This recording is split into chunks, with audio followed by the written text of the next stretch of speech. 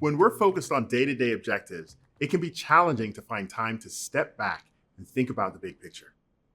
This is why performance reviews are so valuable to team members and managers. They create a structured opportunity to pause and reflect on what's been going well and what could be better. Performance reviews can include accomplishments, challenges, and long-term goals. The specifics can vary by organization, but performance reviews are typically a formal evaluation against a defined set of goals during a set time frame. Because they often inform discussions around topics like salary, promotions, and future opportunities, they can have a big impact on a team member's growth and morale.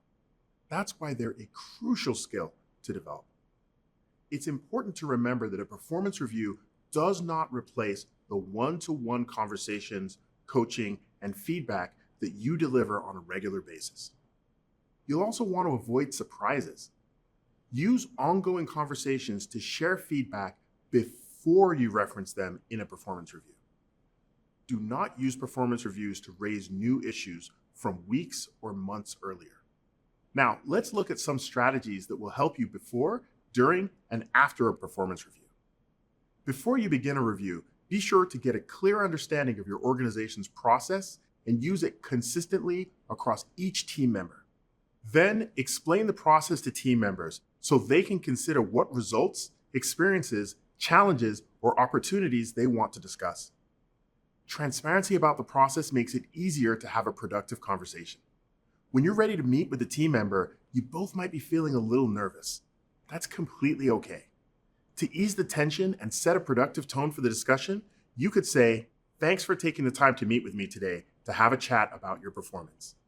This is an opportunity for us to look back at the progress you made this year against your goals.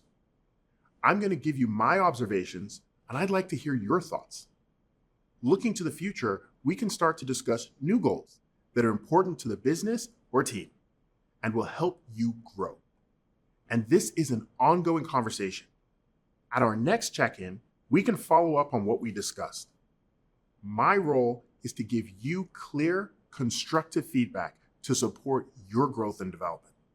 That way, you start the conversation with a focus on support and the benefits of the conversation. Performance evaluations are, at their core, a conversation. But they tend to have a structure that starts with observations from you and then move to open-ended questions to spark reflection and discussion. First, reflect on the year. Highlight the impact of the team members' efforts and how they've contributed to the organization's goals and successes. Celebrate what's gone well. Then you might ask questions like, how do you feel you've grown since your last performance review? And what achievement are you the most proud of? You may be surprised by the answer. I once asked this question to a team member who led an important product launch. I thought they'd mention the launch, but the accomplishment they felt most proud of was training new team members. This conversation helped both of us align on what makes their job meaningful and the types of opportunities they want to pursue in the future. Next, discuss growth opportunities. Guide them by giving specific, actionable feedback. Don't be afraid to clearly point out places where results have not met expectations or skill areas where they need to continue to improve. These are essential parts of a performance conversation. If the only thing they take away is that they've done a good job, you're limiting their opportunity to learn and develop.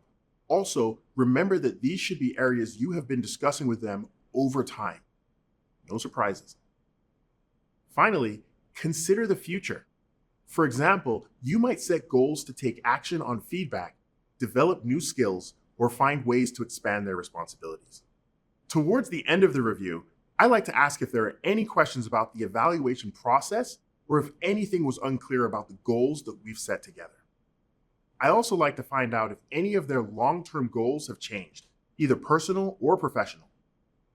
This helps me give the person the right kind of opportunities in the year ahead and ends the meeting on a collaborative note. Then, after the review, make sure that there's a copy of the performance review in writing. Both you and the team member can use this as a roadmap for the team member's goals.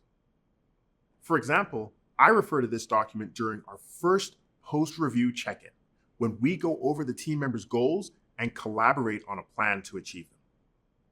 Performance reviews are a chance to have a real conversation about growth. By keeping things open and honest, you can help your team members be their best, achieve their goals, and make your team even more effective. Your team and your organization will thank you for it.